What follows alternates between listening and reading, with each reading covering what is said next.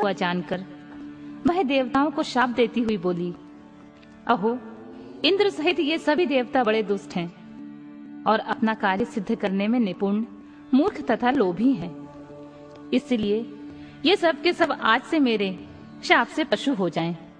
इस प्रकार उस तपस्वी मुनि पत्नी सुवर्चा ने उन इंद्र आदि समस्त देवताओं को शाप दे दिया। तत्पश्चात उस पतिव्रता ने पति लोक में जाने का विचार किया। फिर तो मनीषवी ने सुवर्चा ने परम पवित्र लकड़ियों द्वारा एक चिता तैयार की। उसी समय शंकर जी की प्रेरणा से सुखदायिनी आकाशवाणी हुई। वह उस मुनि पत्नी सुवर्चा को आश्वासन देती हुई बोली, प्राज्ञ, ऐसा साहस मत करो, मेरी उत्तम बात सुनो। देवी, तुम्हारे उदर में मुनि का तेज वर्तमान है। तुम उसे यत्न पूर्वक उत्पन्न करो।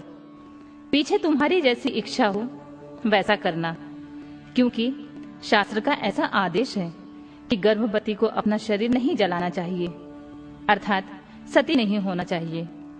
नंदीश्वर कहते हैं, मुनीश्वर, यूं कहकर आकाशवाणी उपराम हो गई। उसे सुनकर वह मुनि पत्नी क्षण भर के लिए विस्मय में पड़ गई। परंतु उस सती साध्वी सुवर्चा को तो पतिलोक की प्राप्ति हो अभिष्ट थी। अतः उसने बैठकर पत्थर से अपने उदर को विदीर्ण कर डाला।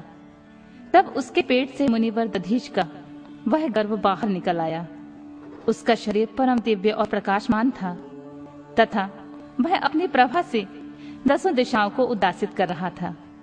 तात दधीच के उत्तम तेज से प्रादुर्भूत हुआ वह गर्भ अपनी लीला करने में समर्थ साक्षात रुद्र का अवतार था। मुनि प्रिया सुवर्चा ने दिव्य स्वरूपधारी उस पुत्र को देखकर मन ही मन समझ लिया कि यह रुद्र का अवतार है। फिर तो वह महासाध्वी परमानंद मग्न हो गई और शीघ्र ही उसे नमस्कार करके उसकी स्तुति करने लगी। मुनीश्वर, उसने उस स्वरूप को अपने हृदय में धारण कर लिया। तदनंतर पति लोक की कामना वाली विमलेक्षणा माता सुवर्चा मुस्कुराकर अपने उस पुत्र से परम स्नेह पूर्वक बोली, तात परमेशान, तुम वृक्ष के निकट चिरकालमय तक स्थित रहो। महाभाग, तुम समस्त प्राणियों के लिए सुखदाता हो और अब मुझे प्रेम पूर्वक पति लोक में जाने के लिए आज्ञा दो। वहां पति के साथ रहती हुई मैं रुद्र रूपधारी तुम्हारा ध्यान करती रहूंगी। नंदीश्वर कहते हैं, मुनि, साध्वी सुवर्चा ने अपने पुत्र से यूं कहकर परम समाधि द्वारा पति का ही अनुगमन किया। मुनिवर, इस प्रकार दधीची पत्नी सुवर्चा शिवलोक में पहुंचकर अपने पति से जा मिली और आनंद पूर्वक शंकर जी की सेवा करने लगी। तात इतने में ही हर्ष से भरे हुए इंद्र सहित समस्त देवता मुनियों के साथ आमंत्रित हुए की तरह शीघ्रता से वहां पहुंचे। तब प्रसन्न बुद्धि वाले ब्रह्मा ने उस बालक का नाम पिपलाद रखा। फिर सभी देवता महोत्सव मनाकर अपने अपने धाम को चले गए। तदनंतर महान ऐश्वर्यशाली रुद्र अवतार पिपलाद उसी अश्वत्थ के नीचे लोकों की हित कामना से चिरकालिक तप में प्रवृत्त हुए।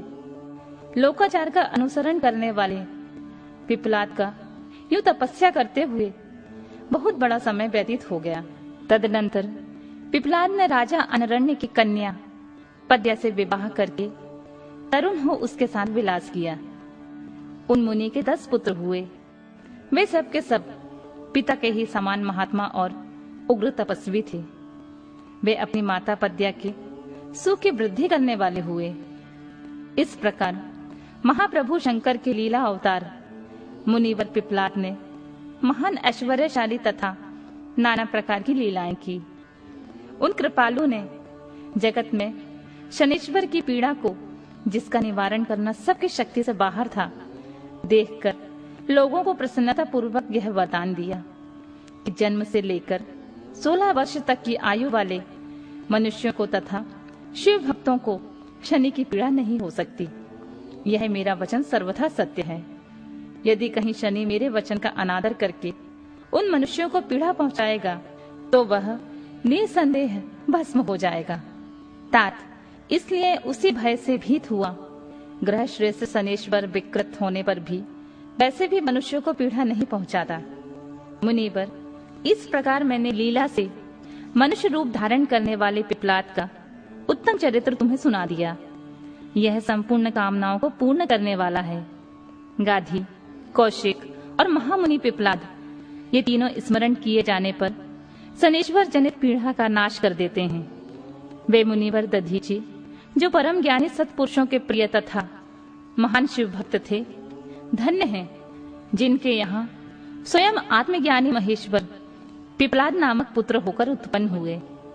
तात, यह आख्यान निर्दोष, स्वर्गप्रद, कुग्रह जनित, दोषों का संहारक, संपूर्ण मनोरथों का पूरक और शिव भक्ति की विशेष वृद्धि करने वाला है।